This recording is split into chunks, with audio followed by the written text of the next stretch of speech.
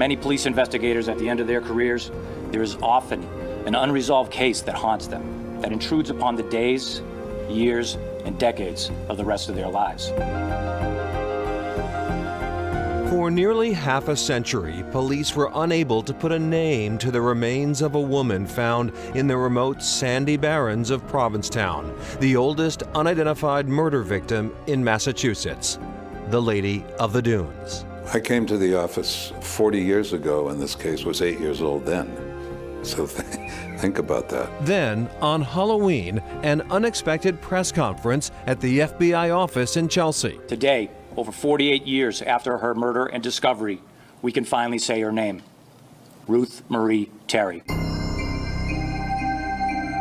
Ruth Marie Terry, a native of Tennessee and 37 years old in 1974 when her naked, dismembered body was found by a young girl walking a dog.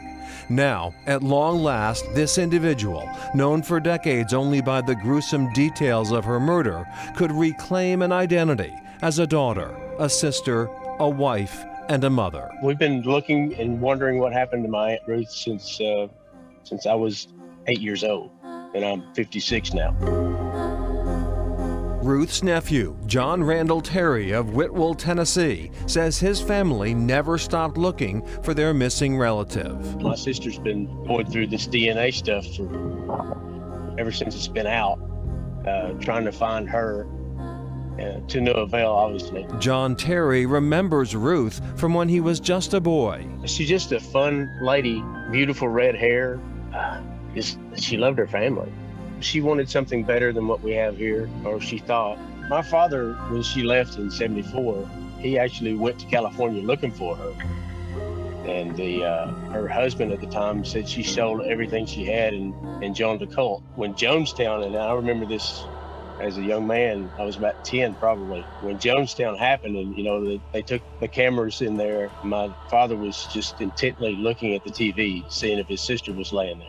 Of course, Ruth wasn't in Jonestown in 1978. She was already 4 years gone, lying in an anonymous grave at the tip of Cape Cod. As for that husband in California who said Ruth had joined a cult, well, he has quite a story of his own, one that authorities are working hard to unearth. This is where I want to be careful, Anthony. What I'm seeking to do is put us in a position where we feel that nothing else can be done. Cape and Islands District Attorney Michael O'Keefe and State Police Sergeant Mark Powell tell us investigators are digging deep into the ex-husband's past. And when we're satisfied with that, we will come before the public and lay out everything we know. The timeline, the history of Ruth Marie, but also the history of a person by the name of Guy Moldovan.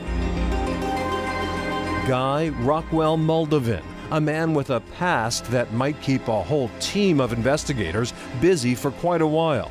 An antiques dealer, talk radio host, actor, poet, and convicted swindler, Moldovan died 20 years ago. He married Ruth Marie Terry just a few months before her disappearance. But it wasn't the first time one of Moldovan's wives, and there were many, would go missing. I mean, he definitely has, what I've read, tendencies like a Ted Bundy. He's a very charismatic, charming person who lived in plain sight. David Chick of Provincetown says the welcome news of learning Ruth Terry's identity was quickly followed by a curiosity about the suspect. Chick, an artist and designer, has since gone on a deep dive into the bizarre history of Guy Rockwell Moldovan.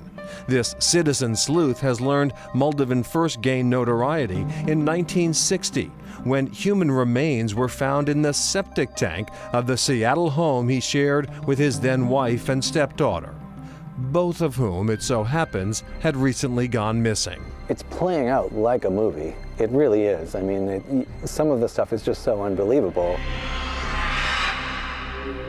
While the headlines you saw were out of New York and Seattle, it turns out Moldovan did have connections to Provincetown. His father, a writer, movie producer, and left-wing activist, owned property there in the 50s and 60s. Coming up, more on the mysterious Mr. Moldovan.